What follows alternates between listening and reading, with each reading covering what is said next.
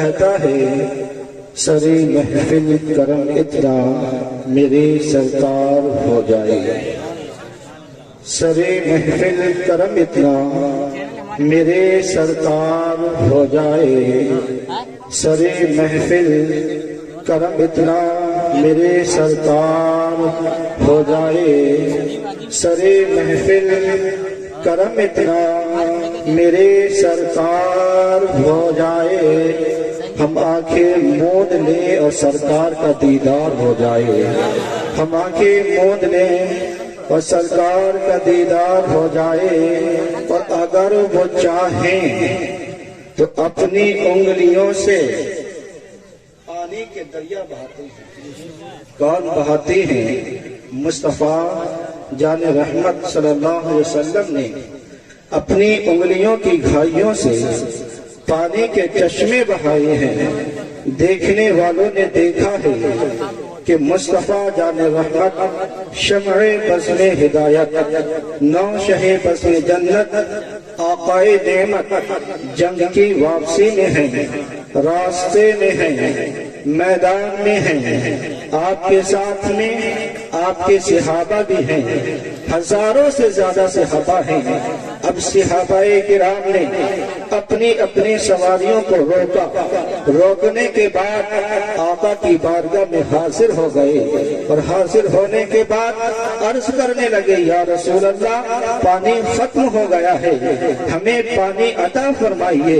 ادھر صحابہ نے آقا سے پانی کا سوال کیا ہے، ادھر عالم تصور میں نے صحابہ کا دامن پکڑ کر کہا اے مصطفیٰ کے غلام، جس جنگل کے اندر تم ہو اسی جنگل میں مصطفیٰ ہیں، جس میدان میں تم ہو اسی میدان میں مصطفیٰ ہیں، جہاں تمہارا قدم وہیں پہ مصطفیٰ کا قدم، جہاں تمہاری سواری وہیں پہ مصطفیٰ کی سواری۔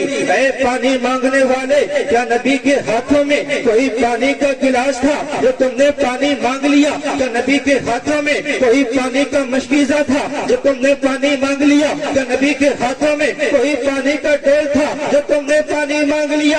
اے پانی مانگنے والے، اس صحرا کے اندر، اس جنگل کے اندر تیرے پانی مانگنے کا مطلب کیا ہے؟ تو عالم تصور میں صحابہ کا عقیدہ پکار اٹھا اے محمد یونس رضا، میں نے نبی کو اپنی طرح نہیں سمجھا ہے، میں نے کہا اس کا مطلب کیا ہے؟ کہا اس کا مطلب یہ ہے اس دنیا کے اندر، اس آسمان کے نیچے، اس زمین کے اوپر اگر خدا تعالیٰ نے کسی کو ساقیہوں سے کوثر اور مالک و مختار بنا کر بھیجا ہے تو وہ محمد رسول اللہ۔ وہ بے شک سبحان اللہ، نعرے تکبیر، نعرے رسالت، مسلک اعلیٰ حضرت فیضان حضور مفتی اعظم عرس فاروقی، نعرے تکبیر۔ وہ بے شک سبحان اللہ، اسی کو بھی بھیجا ہے تو میرے نبی کو مالک و مختار بنا کر بھیجا۔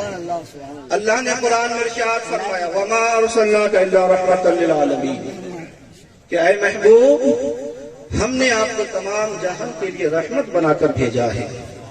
پھر اللہ نے اپنی شان یوں بیان فرمائی الحمدللہ رب العالمین، تمام خوبیاں اللہ تعالیٰ کے لیے ہیں جو عالمین کا رب ہے، یعنی اللہ رب العزت سارے جہان کا رب ہے، اور اللہ کے محبوب محمد رسول اللہ سارے جہان کے لیے رحمت بن کر تشریف لیتا ہے۔ اب دیکھیے میرے آقا کی جو رحمت ہے وہ ہم مسلمانوں کے لیے خاص نہیں ہے بلکہ ہر ایک کے لیے ہے، کفار و مشرکین کے لیے بھی ہے۔ آپ پہنچے جنگ احد کے اندر، جنگ احد میں کافروں نے میرے آقا صلی اللہ علیہ وسلم پر پتھر برسائے، جس کی وجہ سے میرے اور تمہارے نبی کا ایک دانت شہید ہو گیا، خون بہنے لگا۔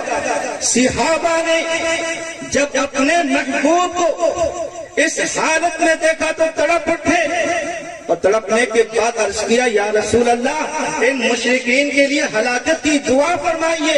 تو میرے آقا نے صحابہ کا سوال سن کر یہ نہیں فرمایا کہ اے میرے صحابہ میں ان کے لیے ہلاکت کی دعا فرماؤں گا، نہیں، بلکہ میرے آقا کے دندان مبارک سے خون بہ رہا ہے۔ میرے آقا پھر بھی مسکراتے ہوئے ارشاد فرما رہے ہیں اے میرے صحابہ سنو، میں اس دنیا میں کسی کے لیے لعنت بن کر بھیجنے والا نہیں آیا ہوں، میں تو رحمت بن کر آیا ہوں۔ سبحان اللہ، سبحان اللہ، ماشاء اللہ، بہت اچھا۔ نبی کریم صلی اللہ علیہ وسلم تمام جہان کے لیے رحمت بن کر آئے۔ میرے نبی کی بارگاہ میں چند مسافر کافر آئے، پھر توجہ ادھر، چند مسافر کافر آئے اور آنے کے بعد عرض کرنے لگے یا رسول اللہ ہم مسافر ہیں، آپ کے یہاں پر ایک رات رکنا چاہتے ہیں۔ میرے آقا کریم صلی اللہ علیہ وسلم نے صحابہ سے فرمایا اے صحابہ ان مسافروں میں سے ایک ایک مسافر کو اپنے ساتھ لے جاؤ۔ اب تمام صحابہ جو وہاں پر حاضر تھے انہوں نے ایک ایک مسافر کو لیا اور اپنے ساتھ لے گئے۔ ایک مسافر بچا، آقا کریم صلی اللہ علیہ وسلم نے اسے ارشاد فرمایا تم میرے مہمان ہو۔ اتنا کہا، کہنے کے بعد وہ مسافر کو کاشانہ نبوت پر لایا گیا، اور جب کاشانہ نبوت پر لایا گیا تو عزت کے ساتھ بٹھایا گیا، اور بٹھانے کے بعد ایک بکری کا دودھ پیش کیا گیا۔